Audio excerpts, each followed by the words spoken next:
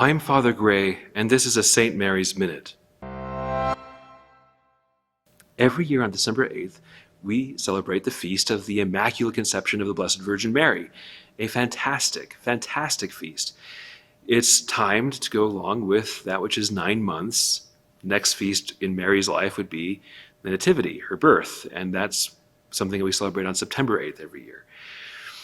This Feast of the Immaculate Conception is one that is very helpful to us to remember that there is a person, aside from Jesus Christ, who is also God, but a person in the normal sense, who is free from any kind of stain of sin right from the get-go, right from the initial moment of her existence. And this is something which is great, because that means that when we think of Mary, we can think of someone who is unafflicted by greed, or the desire to lie or dissemble, or any of those other things that maybe kind of afflict us in a daily way in our lives.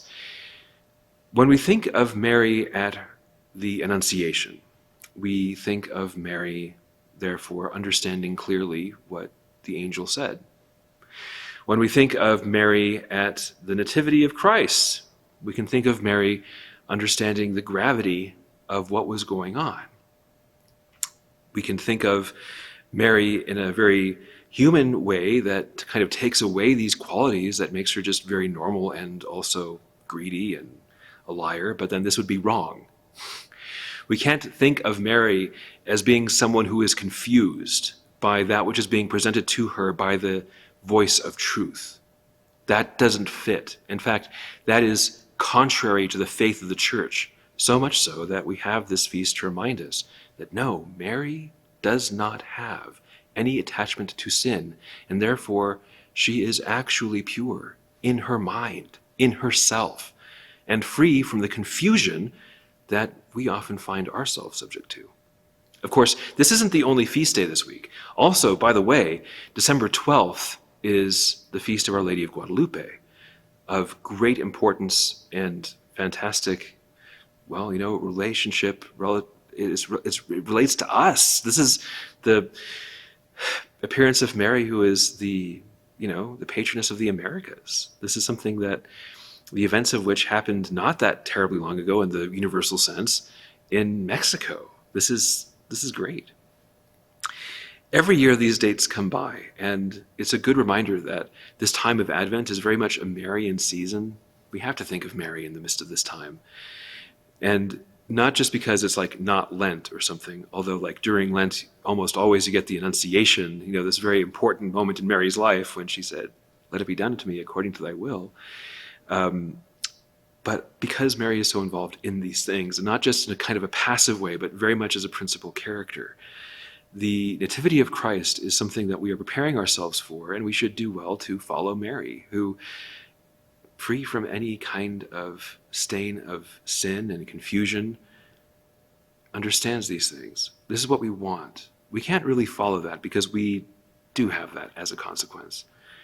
But we can think on her, think on this more, and allow that to change us, which is hopefully the best thing that we can do during Advent. One last thing. The Immaculate Conception is a holy day of obligation. That means you have to go to church and go to Mass. Except this is a strange year, and so there are no holy days of obligation. Not even Sundays are days of obligation until it changes back. And this is in this place, in the Diocese of Salt Lake City, until the bishop says that it is otherwise because of the pandemic. And that's okay. So in this day, when we should be definitely offering Our Lady this act of devotion, which is our attendance in Mass, what can we do instead?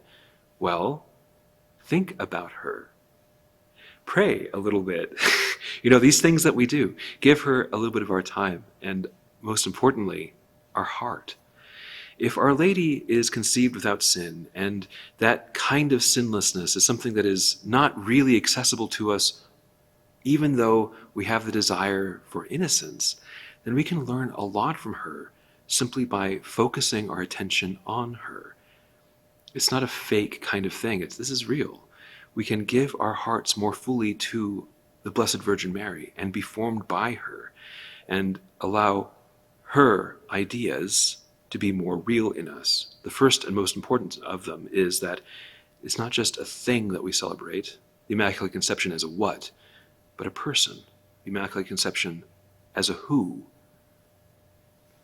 In just the same way that she carries the Word of God in her womb, we desire to do so as well, to carry the Word of God in our hearts, in our minds, in ourselves, all the way through. Let us learn from Mary and think of her and allow her to change us.